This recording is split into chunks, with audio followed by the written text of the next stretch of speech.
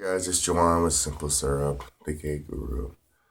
So as weird as this sounds, I see it more and more and more and more and more on TV. And I'm very, very, very happy, proud of the progress, very accepting of where we come. But in the same instinct, I feel kind of isolated because I'm starting to notice that the more and more and more they want to represent gay men on TV and in the public eye, it's always something that's docile and feminine, something that's easy to make fun of or easy to replicate. And then if there's a man who wants to understand that he's a man, then it's said that he's in the closet or he's trying to be like something that's not embracing. But here's my thing, we're all human beings. I embrace any type of personality that you want to be. If you're androgynous, awesome. If you're alpha, awesome. If you're beta, whatever. If you're female, great. If you're male, awesome. If you're masculine, whatever. If you're feminine, whatever. My thing is that I've been called an enigma, that I'm androgynous. But here's the thing, let's learn new vocabulary. Thesaurus, epicene. Epicene means that I carry both sexes' aura. I don't carry their personality. Androgyny means I carry a personality type, which is my key point of what I want to touch on. There's so many people who want to set stereotypes. Here's my thing.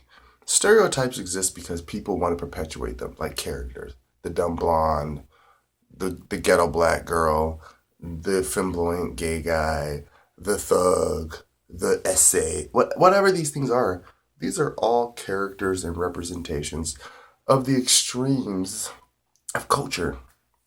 Guess what culture is? Culture is something that we embrace because we decide that, hey, this is how I want to identify myself with.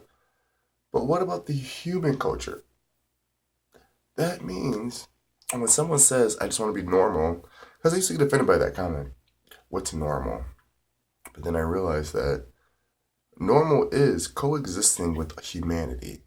Knowing how to just know that love, your life, whatever you're doing, means that you're coexisting with humanity.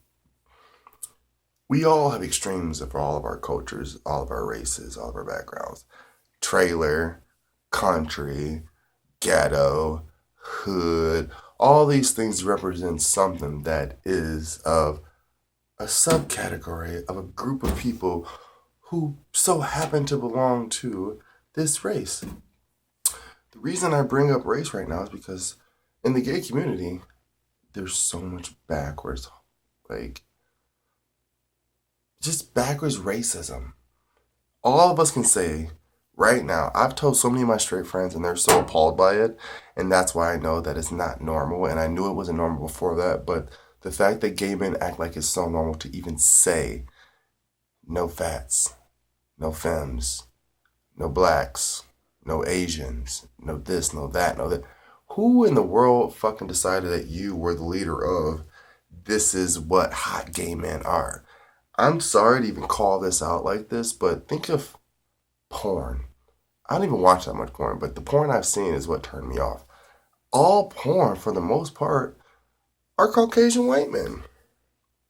And if it's not, it's a fetish. I'm a fetish. Ebony porn, being fucked by this. Asian porn, Latino thug. We're a fetish, but yet white men are just white men. They're the epitome of what is normal. And that's not fair. Why is it not fair? Because at the end of the day, I'm not even trying to be funny. I've been approached by so many men who are so like closeted that they're like, you're hot for the black guy. Remember that comment I made? But yet they still want to sit on my fucking dick. They still want to feel what it feels like. You're black, is it true? Do you know how stupid that comment is? My thing is that at the end of the day, there's all species that have some certain things that come with that species. If black men have big dick, great. But for the simple fact is, What makes you feel that you can say that to someone to make them feel like all they are is that member of their body? What makes you feel that you're so entitled to the world that you feel that I'm important, but you're something that I make important? I'm not mad. I'm not upset. I just want people to understand that sometimes, again, the backwards compliments, the backward, you're hot for a black guy, you're hot for this. It sounds ridiculous because why would I walk up to one of my, even in straight people too, you guys get this too. Don't even play me. That whole, this is my gay friend, blah, blah, blah. And that's more straight girls who do that. I know you want to fucking sit on it, but don't be a bitch and make me feel like I have to like prove my masculinity to this straight man because you're like, oh, don't worry about him. He's gay. He's not a threat. That's rude, first of all. Second of all, the reason that you're my friend is because you met me and you're probably attracted to me and you wanted it. But I'll let that go. That's passive aggressiveness and that's a jaded on a whole new level. My thing is that I want people to get to the point of understanding that love is love.